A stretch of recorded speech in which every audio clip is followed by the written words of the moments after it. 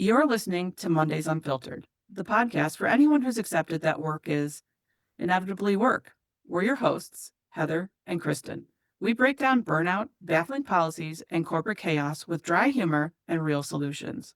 Grab your coffee and whatever optimism survived the weekend, Mondays have begun. A little about us. Chris spent decades helping executives shape brands and craft messages that inspire, and I built systems that actually made those visions work behind the scenes and kept people from falling apart in the process. Thanks for joining us today. Hey, Hey, Kristen. welcome back from Portugal. Thank you. I had such a great time, but I desperately missed sitting down with you every Monday, and so that we missed You 2 did? Mondays from. I did. I did too. I did Yeah, and that too. actually gave me goosebumps when I just said that. I really Oh, love you. I love hearing that. I know. It's like, I think I told you I'm taking this class at UC Berkeley. And you know how when you do that, it kind of absorbs you. Mhm. But I was like, oh, my Mondays are really kind of blank, Yeah, they're because different. I'm like trying to get my homework done at over the weekend and by Monday because Yeah. of other stuff I have to do. So I was like, oh, I'd rather do this. Although I'm enjoying the class. Yeah. So I was editing some of our last recordings, Uh-huh. and I was thinking about like we talked about layoffs and we talked about losing your identity in your job. And interestingly, one of my current clients is someone I worked with previously, had been exited from the company that we worked for. And when he was leaving, he said, I can see us working together in the future in some capacity. And lo and behold, 5 years later, we are working together, which is really cool. But when he left, like he and I would talk about our Keep those frustration. contacts. Yeah, definitely. Keep your relationship strong. When he left, like I was talking to him about frustrations about not being recognized and things like that, and he saw in me something that I didn't see at the time. Um, but one of the things he shared with me was a book called The Company Doesn't Love You. And I was like, oh, that's really interesting because, in our experiences in corporate, we're told, HR is an advocate. And, you know, I felt like HR was like going to the principal myself. Like I was in trouble all the time and I became friends with the people who were HR because I visited with them fairly often. Just because I'm opinionated and I'm not afraid to be opinionated. So, Mm. I think that leads into our discussion today. Yeah, yeah, no, I love this subject. And I think I told you until we get a lot more people writing in, we use, in full disclosure, we use a lot of our own experiences as well as former colleagues, friends, et cetera, that we obfuscate their names. Um, but the first thing I looked at today, and I was interested in this too, so I think I probably prompted the search a little bit. Um, so Reddit is a really good source of information. Now, some of it's a bit, I don't know, some of the stories I don't really believe, but I did come across a really good story that the title of it, funny that you bring up this book. I want to hear if you read the book, by the way. The title of this Reddit is HR is Not Your Friend. Hmm. And the person who wrote the Reddit said she was from HR. Hmm. And she has all of these things that she says you've got to, employers have to be real, or excuse me, employees have to be really careful about. Um, and so it sent me all down a rabbit hole and I'm trying to find um, the actual title or the actual posting, I should say. It sent me down a whole rabbit hole of looking up, what are employees' opinions about HR. That also led me to a LinkedIn survey from last year, 2025, I think it was. 70% of the people surveyed that responded do not trust HR, Yeah, which rightly is so. I not mean, surprising. HR is there to protect the company. And I Exactly. remember being told HR is your advocate. It's the middleman between you and the ownership. And over time, I learned that that is not, I mean, it kind of is, but it's not on your to your benefit. It's to the business benefit and to, subjugate lawsuits. Perfect segue because I found the Reddit post. So I work, can I read this out? This Yeah. might be helpful. I work in HR at a large company and I watch this play out from my desk every day.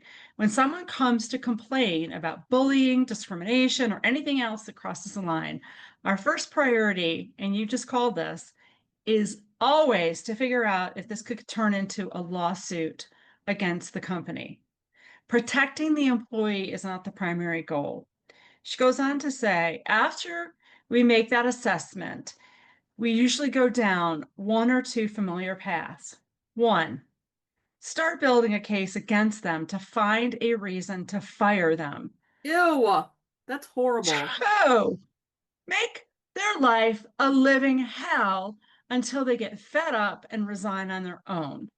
I Like have seen this. you can see that when you're the one who's being victimized, and it's not noted as being victimized, but you're being bullied by the organization. And I had a conversation with a friend of mine last year who I was like, you are clearly being targeted. Like they're trying to get you to quit so that they don't have to pay severance because you're an older adult and they don't want to deal with the risk of ageism. So they're making your life hell to get you to resign. And she held out as long as she could. It was like almost a year later, she finally was like, I cannot even handle it anymore. I have to quit. And the amount of energy that was expelled on her part trying to fulfill the requirements that were being inflicted upon her to remain employed without being written up, it was astronomical. I felt so bad for her, and you can see like she was in a battle. Yeah, I mean, that happened to me at the last company I was at. And I'm not going to go into the whole long story, but they promoted somebody to a management position that should not have been in it. And Mm. other people that experienced him and knew him knew that he shouldn't have done it. And there was a lot of problems, and one of which was this company that I was initially hired. A friend of mine brought me to the company, so that I trust, and he's good. And they brought us there to sell a product that was not built, nor was it ever going to be built. It never was built. That's insane. It was completely insane. And I won't say too much, but um, and I was like, this isn't working. Like you, I'm speaking up and I'm like, okay, this connector, these things don't work. This is what we should do. Well, people didn't like the feedback. Hmm. And that caused friction. And Yeah. the one guy that was running this department, who again was not experienced enough, he had a habit of hiring and then finding a reason 6 months later to fire people. What a waste of time and energy. And I, that's all I'm going to say. But looking back, I should have pushed longer. Now, I was not fired, but the situation was untenable. And because I had lost all those people in my family and all the things that had happened the previous year, I was, I lost my mother and father in the same year, right? And a horse. It's a rough So I year. was I was exhausted and I needed a sabbatical. Right.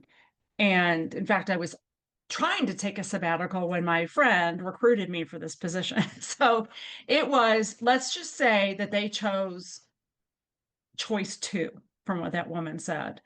And lo and behold, I left. But so she I've has been some. on that. I've been on that part where I'm the manager and they're having meetings about how to make it difficult. And like, well, just do this and make sure you document it and, cover your ass and, they're putting somebody through the ringer rather than and this is a big part of the coaching that I provide now is advocating for yourself and asking for accommodations that make your job work for you. And then, like, you're in the space of disability awareness and support where and when it's needed and it's appropriate so that you're advocating for yourself if that's the need. But if this is like a personality conflict, that's different. But no different than HR covering their ass, you should be covering yours. Document, Well, document, document. that's yeah, that's one of the tips I came up with is document, document, document. So, um, document, and I did. I was, I'm not young, It's I'm so, oh, it's experienced. so exhausting. So Hate to and even it's talk funny about it. because they couldn't argue with me. Right.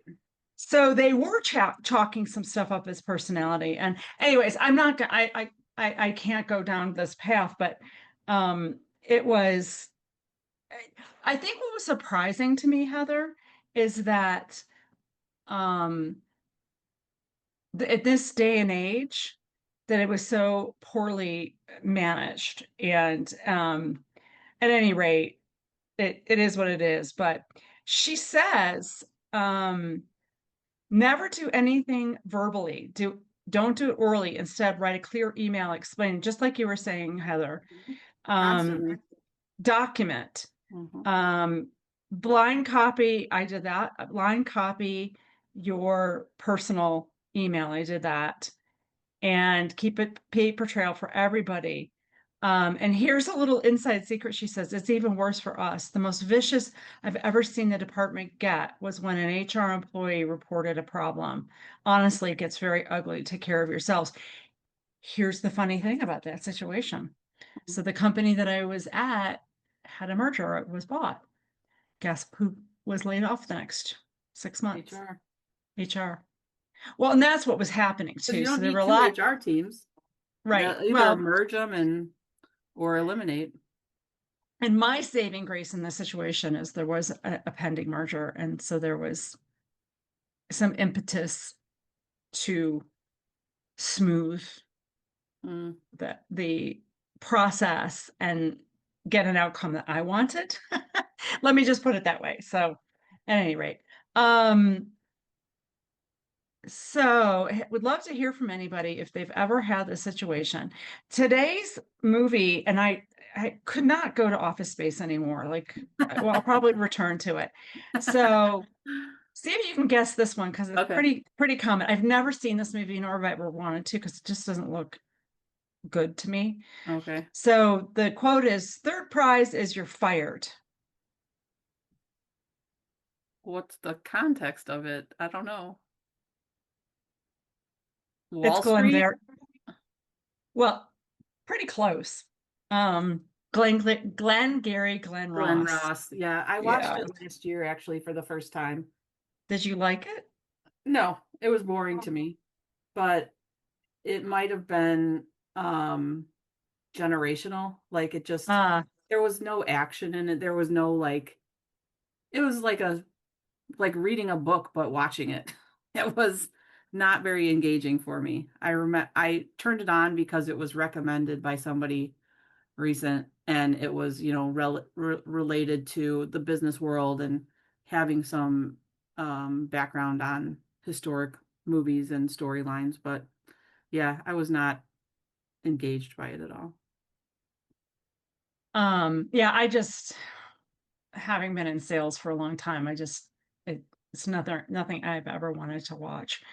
I think I read the book or I saw the play or something years and years ago, but Yeah. um, so yeah, so it's interesting. So I went to HR Daily because I wanted to see what they said about it. And HR Daily, they cited that Reddit and the LinkedIn survey. So it caused some issues.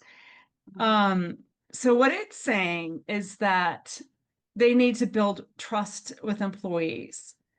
So what they're saying is stay calm, don't overreact, ensure transparency, which I think is laughable.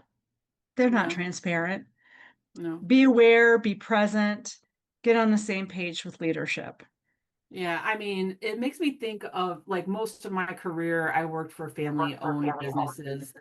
There were some smaller companies that um there was a lot of family drama in those, but then I would go to a huge company that would potentially have the structure that it needed, but it was like being in high school, and there was so much politics and nonsense and drama, and they're always like, "Oh, we're a family." No, we're not.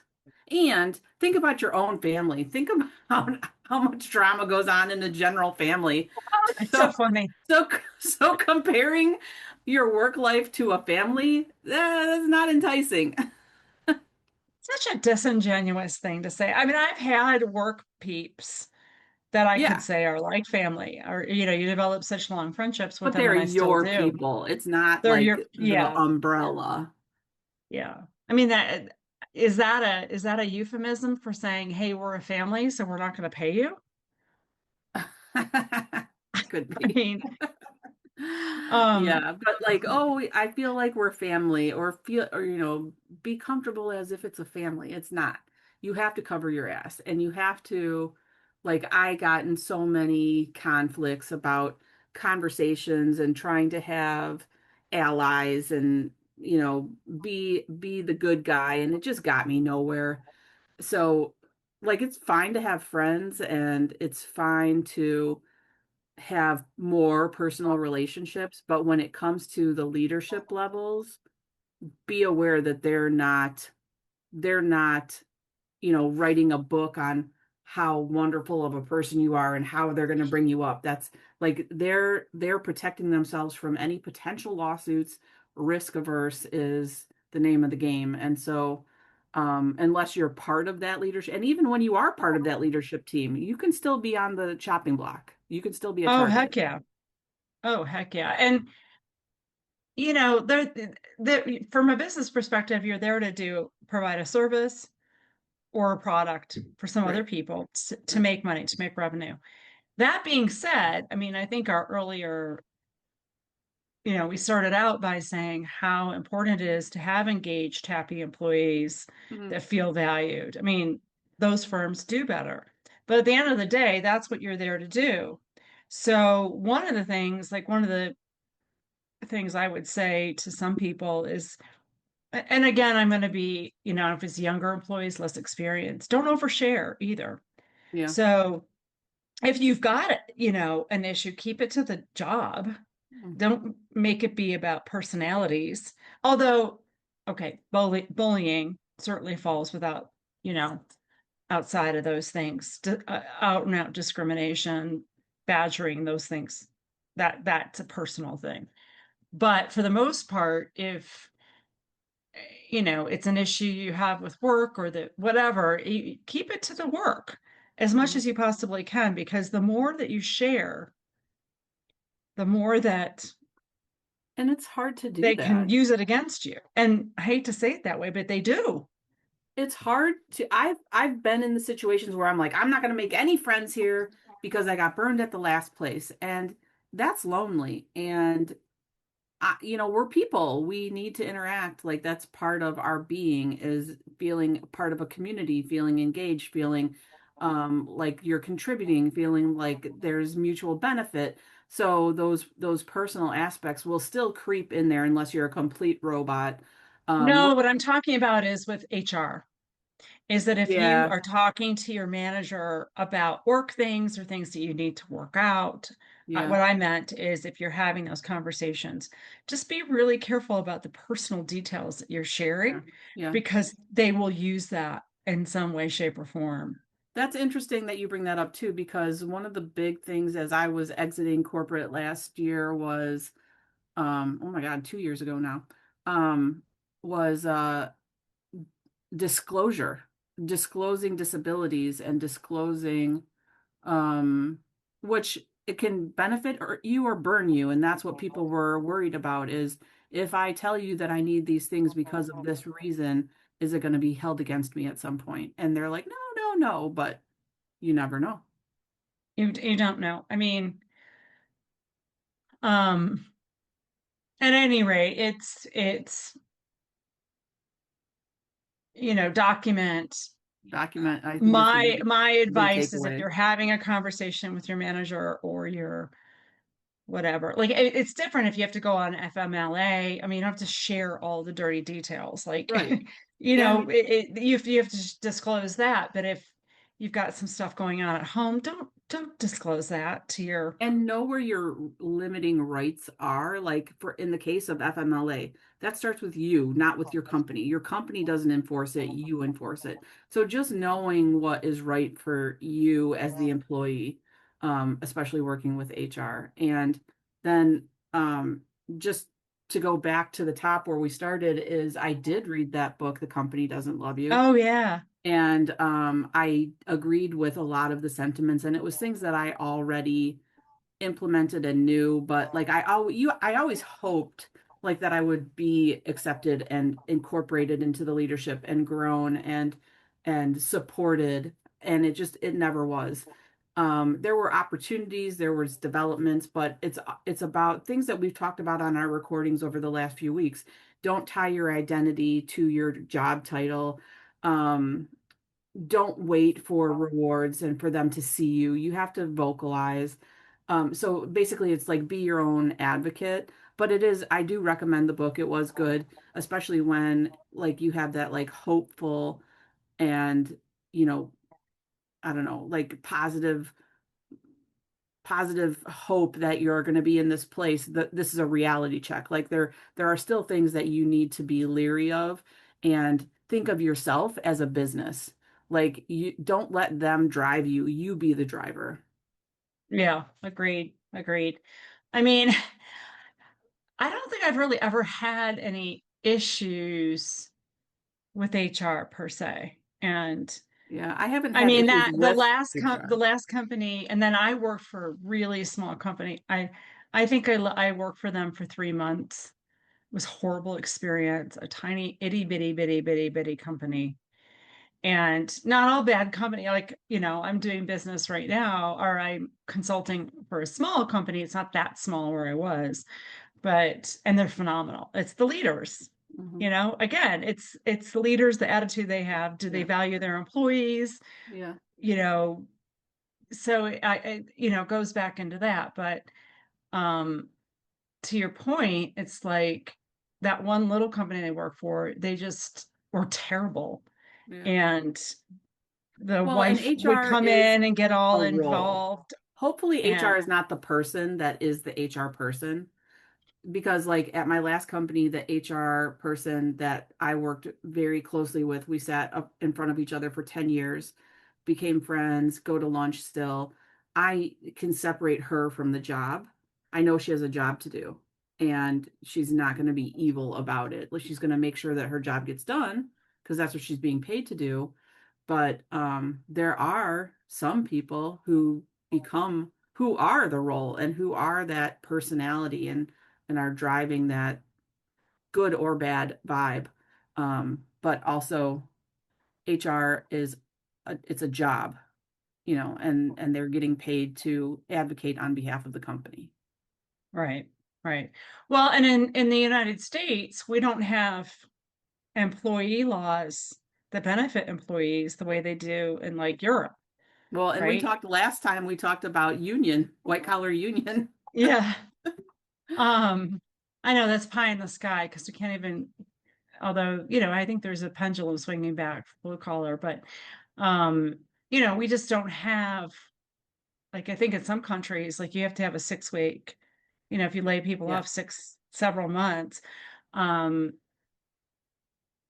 they have to have a lot of notice and they have to still be paid and they have a lot more protections in terms of their leave and their, some companies have 18 months, you know, maternity and paternity leave and stuff. So in the United States, we just don't have those protections. And it's just sad. I mean, I'd like to see where, you and I both feel this way, where we can have some positive impact on companies and mhm, say, look, it's leadership. And if you appreciate your employees, they will appreciate you and you will do better. Like I think it was I forget which study it was.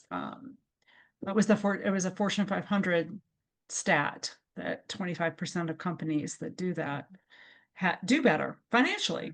Yeah. But going back to the HR thing, I just, that was one of the first things that popped up. HR is not your friend. And then you mentioned that book. That book would probably be on my list to read.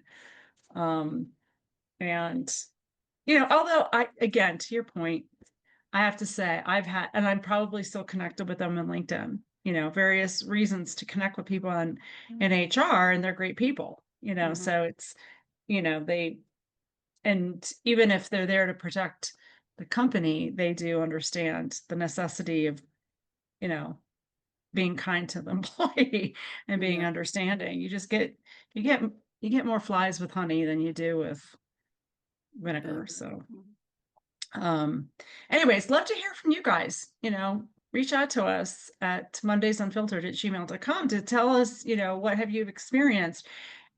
Both Heather and I keep getting updates all over the place, both in the news and from our network about all the layoffs that are happening. We've Mhm. talked about that before.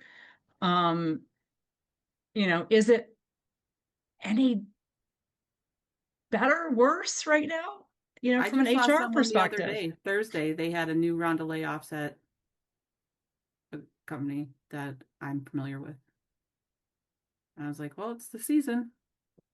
Yeah, I mean, they do it before, if they're public, they do it before their numbers come out. Right. And then they're rehiring them back as contractors. So I'm gonna have to pay them benefits. Yeah. So, anywho, um, until next week. So Heather and I had a little hiatus for a couple of weeks, but we certainly have we definitely have a lot more content that comes out there, and Heather worked so hard to produce it. So, but love to hear from you guys. Anybody else that can think about some challenges or some ideas that we can talk about on this. Otherwise, I'm going to keep going back into the Reddit well. And, of course, I don't know where that person um, who wrote that article said anything about her, the post, I should say. I don't, she didn't say where she was from. Of course she would have, but from the horse's mouth is where that one came from. So until next week, Stay unfiltered. have a good one. That's it for this episode of Mondays Unfiltered. If something today made you laugh, think, cringe, or finally question the workplace norms you've been conditioned to accept, good. That's where change begins. If you enjoyed the conversation, hit subscribe, share the episode with someone who deserves a better Monday, and help us push the movement towards healthier, more human workplaces. And we want to hear your stories. The surprises, the successes, the dysfunction, the burnout, the breakthroughs, just send them our way. Your experience might shape a future episode. And remember, we can do better, we can be better, and we don't have to tolerate BS just because it feels familiar. Until next week, stay curious, stay courageous, and stay unfiltered.